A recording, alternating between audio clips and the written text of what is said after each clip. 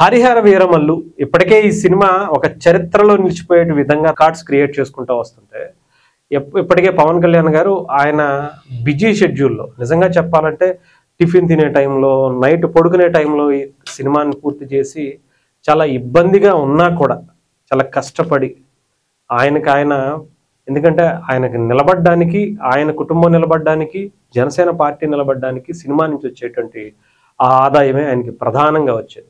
So ఆయన చాలా కష్టపడి ఈ సినిమాని పూర్తి చేసుకుంటూ ఇంకొక 2 సినిమాలను కూడా అటు ఓజీ కావచ్చు, అటు ఉస్తాద్ భగత్ సింగ్ కావచ్చు, ఈ సినిమాలకు సంబంధించినటువంటి షెడ్యూల్స్ను కూడా పూర్తి చేశారని కూడా తెలుస్తోంది. ఇప్పటికే ఓజీకి సంబంధించి సెప్టెంబర్ 25న రిలీజ్ డేట్ కూడా అనౌన్స్ చేశారు. 100% ఆ డేట్కే కన్ఫర్మ్ అయ్యి వాళ్ళ ప్రమోషన్స్ కూడా మొదలుపెట్టేశారు. ఇంకొక పక్క ఉస్తాద్ భగత్ సింగ్ క్లైమాక్స్ సీన్స్ను కూడా పవన్ కళ్యాణ్ గారు నైట్ టైం సినిమా షూటింగ్స్లో పాల్గొని ఆ సినిమాను కూడా కంప్లీట్ చేశారట. అంటే సినిమాలు అయిపోతున్నాయి. ఎప్పటికో సినిమా మంచి దాదాపు 250 కోట్ల దగ్గర హరిహర వీరమల్లు కనెక్ట్ చేస్తుంటే ఓజీ మీద అంతకు మించి ఎక్స్పెక్టేషన్స్ ఉన్నాయి. అంతేకాకుండా ఉస్తాద్ భగత్ సింగ్ కూడా అదే రేంజ్లో ఉండబోతుందని తెలుస్తుంది.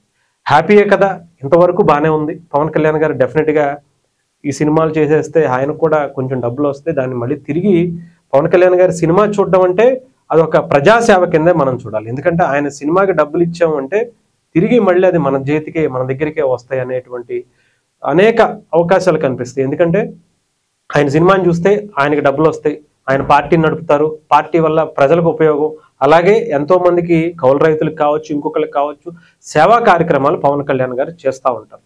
సో తిరిగి మళ్ళీ మన దగ్గరికే వచ్చేటువంటి అవకాశాన్ని పవన్ కళ్యాణ్ గారి సినిమా ద్వారా కల్పిస్తున్నారు. సో మరి ఇంకేంటి, హ్యాపీ కదా అనుకోవచ్చు. అయితే ఇక్కడ బాధపడాల్సినటువంటి అంశం ఏంటంటే పవన్ కళ్యాణ్ గారు ఈ 3 సినిమాల తర్వాత హరిహర వీరమల్లు పార్ట్ 2 చేసేసిన తర్వాత ఇంకా సినిమాలు చెయ్యను అని చెప్పి అనౌన్స్ చేశారు. ఇప్పటికే ఆల్మోస్ట్ ఈ ఇయర్ మహా అయితే నెక్స్ట్ ఇయర్లో ఈ సినిమాలన్నీ కంప్లీట్ అయిపోతాయి. పవన్ కళ్యాణ్ గారు మళ్ళీ తెర మీద కనిపించరా అనే ఒక భయం కూడా ఉంది, బాధ కూడా ఉంది చాలా మందిలో. సో ఏదేమైనా సరే పవన్ కళ్యాణ్ గారు లాంటి వ్యక్తి ఎందుకంటే మనకి పరిచయం అయింది సినిమాల ద్వారానే. ఒక నిజాయితీగా ఆ సినిమా నుంచి వచ్చేటువంటి డబ్బులతోనే ఎన్నో కోట్ల రూపాయలు, లక్షలు కూడా కాదు, కొన్ని కోట్ల రూపాయలు ఆయన ప్రజల కోసం ఎన్నో సేవా కార్యక్రమాలు చేసుకుంటూనే వచ్చారు.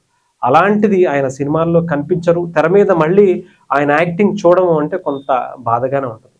సో ఏదేమైనా సరే ఆయన ఫుల్ ఫ్లెడ్జ్డ్గా సినిమాలు చేయకపోయినా కానీ అప్పుడప్పుడు సంవత్సరానికో 2 సంవత్సరాలకో సినిమా చేసినా చాలు అనేది చాలామంది కోరిక.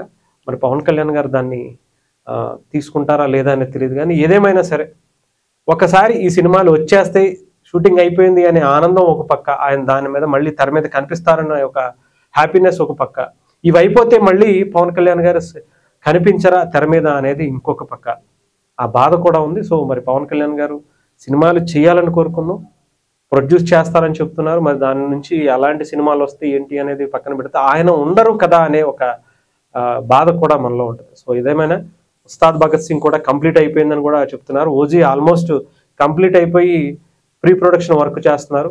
ఉస్తాద్ భగత్ సింగ్ కూడా మన ముందుకి త్వరలోనే రిలీజ్ డేట్ కూడా అనౌన్స్ చేసేటువంటి పరిస్థితులు కూడా వస్తున్నట్టుగా తెలుస్తోంది.